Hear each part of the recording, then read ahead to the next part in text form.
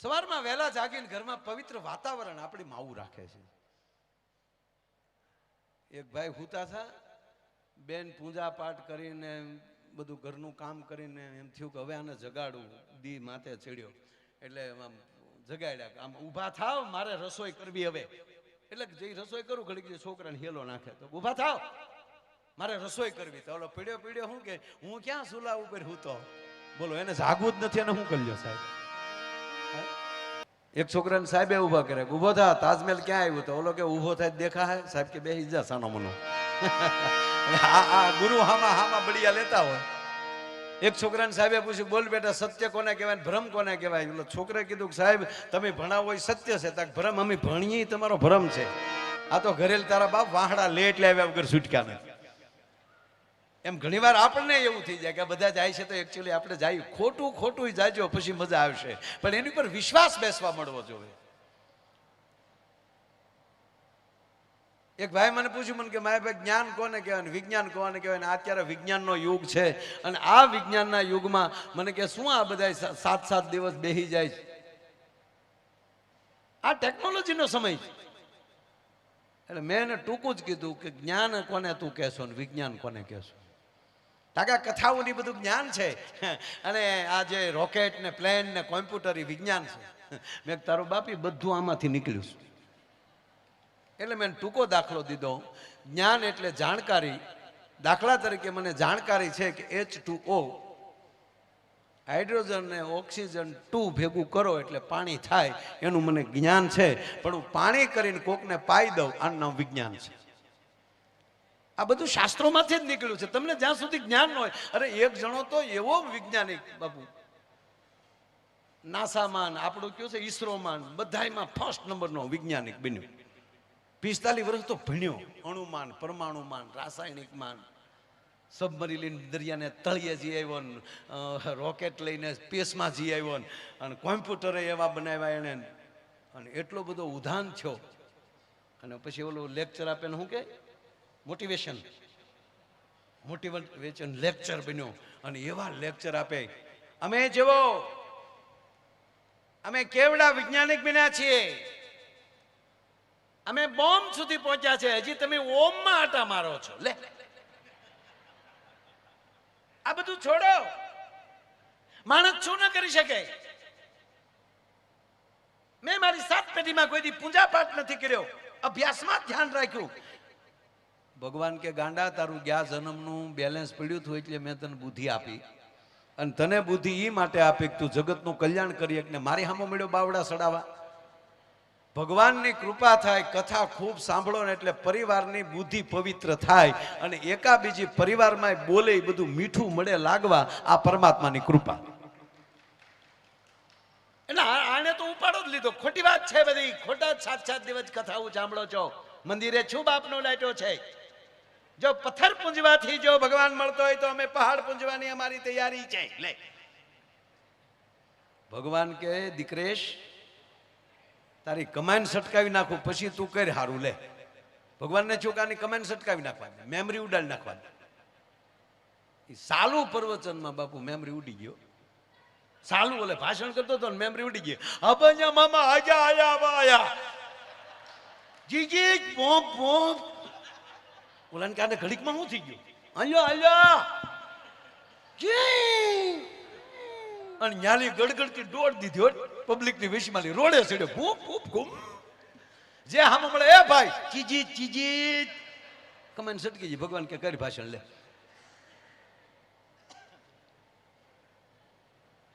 ભગવાનને કહ્યું કે આને મારે પોતાને મળવું તો છે. ભગવાન હામા મળ્યા હો. ભગવાને ઉભો રાખ્યો કે એક ઉભો રે, નીચે ઉભો જવું ચીજી ઘૂમ. ઉભો તો નીચે ઉભો જવું કીધું ને. હવે રિમોટ તો ભગવાનના હાથમાં જતો, મેમરી ઉડાડીએ કે તો આનો બ્રેક તો મારી દે. ભગવાને રિવેસ લીધો. તા તો ઘૂમ ઘૂમ ઘૂમ ઘૂમ ઘૂમ ગમકારા બેન નતો કરતો મારો દીકરો. ભગવાન કઈ આવ્યું, શું નામ તારું? નેચી કબાય. એટલે હું પગે લાગીને કહું બધાને કે આવા મહાપુરુષોને પરિવારને હૃદયમાં રાખજો, મગજમાં ન રાખતા. મગજમાં જેટલું યાદ રાખેલું હશે ને એને ઉડી જતા વાર નહીં લાગે. થોડીક એવી ટોકર લાગી જાય ને તો યાદ શક્તિ વહી જાય. એક હૃદય જ એવું છે તમારા અંત સુધી એ ચાલુ રહેશે. કાન છે તો બંધ થઈ જશે, આંખ બંધ થઈ જશે, વાણી બંધ થઈ જશે, હાથ પગ બંધ થઈ જશે. શ્વાસના છેલ્લા પોઈન્ટ સુધી ચાલતું હોય તો એ હૃદય ચાલતું હોય છે. અને ઠેઠ સુધી સાથ આપે ને એવા વ્યક્તિને પાછા હૃદયમાં રાખજો, મગજમાં નહીં.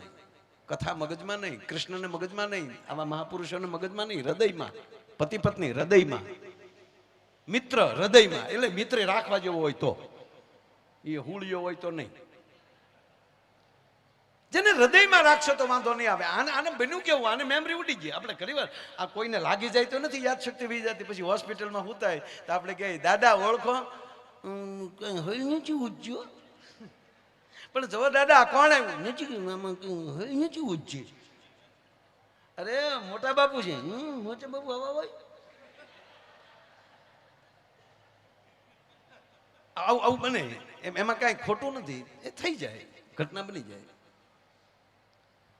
હવે આને ભગવાને ઉભો રાખીને કીધું કાંઈક ઉભો રહ્યા, નેચી ઉભો જવો. તારું નામ નેચી ખબર, તાર દીકરા કેટલા છે નેચી ખબર કીધું ને,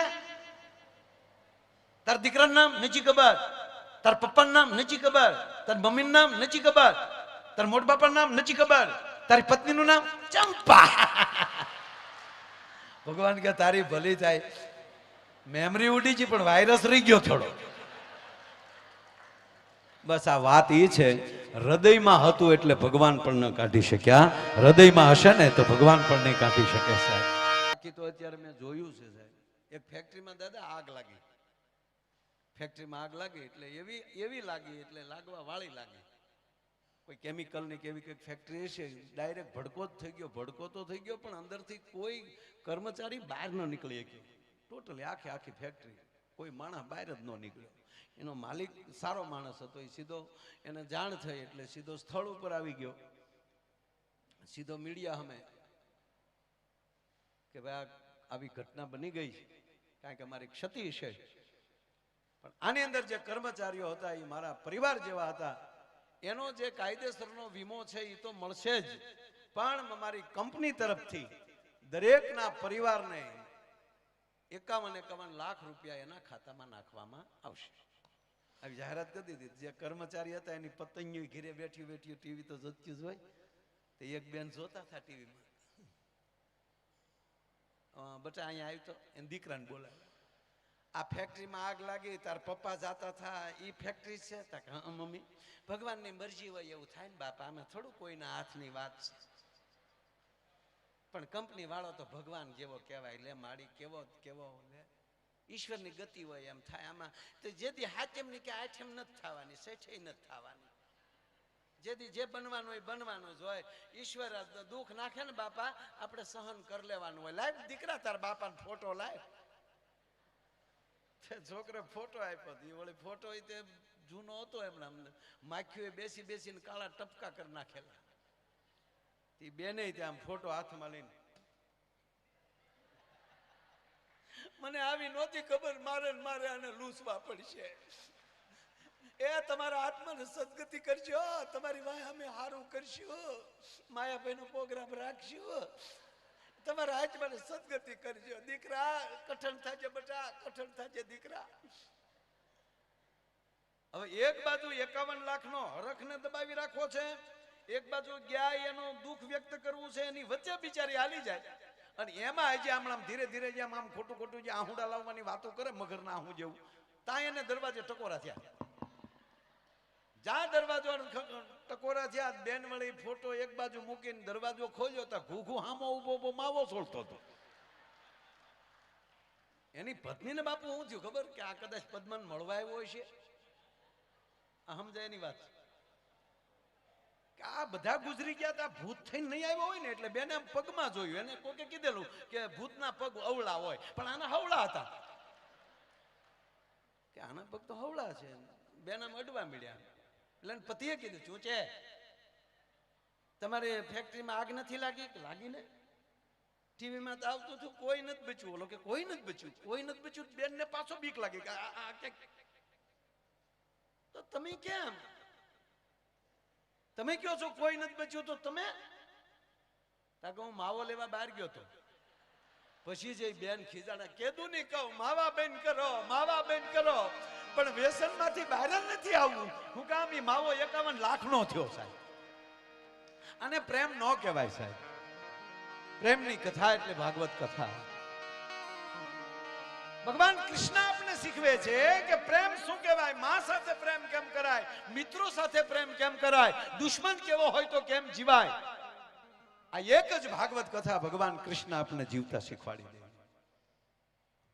અને એટલે દાદાએ આજે વાત કરી એની ઉપર જ જવું છે કે ભરોસો રખાય છે, જેની ઉપર વિશ્વાસ હોય. એટલે કાક બાપુની એક કવિતા છે, મને બહુ ગમે છે કે તમે મિત્ર રાખો તો મિત્ર સાથે ભરોસો હોવો જોઈએ. પતિ પત્ની જીવાત બેને સામસામો વિશ્વાસ ભરોસો હોવો જોઈએ. કેમ નહોતા ફોન ઉપાડતા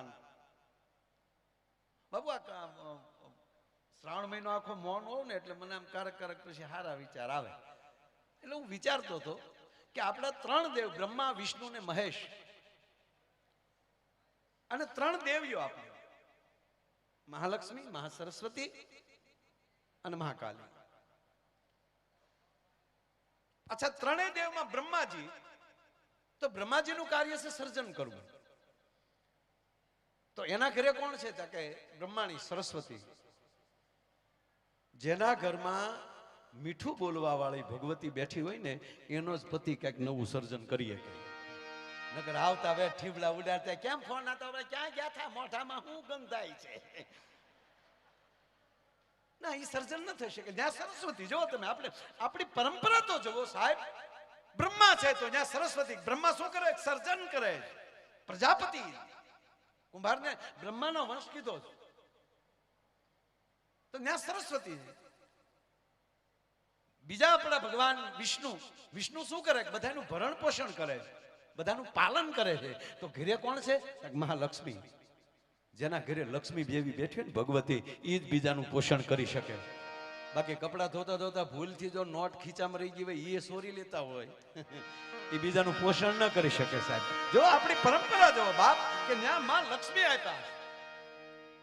યાતે રુદ્ર શિવા તનોર ઘોરા પાપકાસિની ત્યાર સ્તનવા સંતમયાગ્રી સંતાપ શાકસિંહ. ભગવાન શિવ રુદ્ર છે તો એની ઘરે ભવાની બેઠી છે. તારે તો એ ચંડી બની શકે, મહાકાલી બની શકે, ચામુંડા બની શકે. મહાદેવને કહે કે તમે શુંભ નિશુંભને મહિષાસુરને વરદાન તમે આપ્યું, લાવો ત્રિશુલ મારી પાસે. પણ મારા બાળકો રડે એ મારથી જોઈ ન શકાય. દેવતાઓ જે રુદન કરે છે એની પીડા હું જોઈ ન શકું, ત્યારે ભવાની બની શકે. તો જેના ઘરમાં એવી ભવાની જેવી બેઠી હોય ને સાહેબ, એનો પતિ રુદ્ર બની શકે, ઈ મહાદેવ બની શકે. અને મને વિચાર દાદા ઈ આવે, અને એટલે ઈશ્વરે માનવનું સર્જન કર્યું. આપણે માનવ છીએ તો આપણી એક જ જગદંબા હોય ને, એ 3 નું રૂપ ધારણ કરી શકે. જેના ઘરમાં આવી ભગવતી, ધારે તો એ રૂડું બોલી પણ શકે, સરસ્વતી પણ બની શકે, લક્ષ્મી પણ બની શકે. ચિંતા કરતા નહીં મારું ઘરેણું વેચી નાખીશ, પણ આંગણે અવસર આવ્યો એ મોડો ન કરતા, એ લક્ષ્મી બની શકે. અને એવું લાગે ત્યારે એમ કે હું હાવ ઢીલા પીડ્યા વ્યાજા વેપ કોઈ લાવો મારા હાથમાં ધોકો.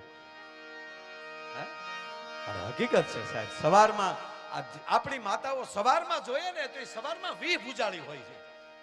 રસોઈ કરતી જાય, સ્નાન કરી અને પૂજા પાઠ કરતી જાય, રસોઈ કરતી જાય, છોકરાને હેલો નાખતી જાય. સવારના પોરમાં 20 હાથે કામ કરતી હોય. પીરસવા આવે ત્યારે અન્નપૂર્ણા છે. એક ભાઈ, આપણે તો હું તમારી ભેગો છું, આપણે ખરેખર ઘરે આવા વિચારો આવે છે ને તમને આમેલી બ્રેકિંગ આપે ને પાછળથી, એ ઘરના એમ કહે છે કે ના ના તમે બહુ સારો વિચાર કર્યો. બાકી જો ઘરના એમ કહી દે કે હરિદ્વાર ગયો ઘરે, એની કરતા હાલો કુલુ ને મનાલી જઈ આવીએ, એટલે એ ભડું બધું હેઠું પડ્યું.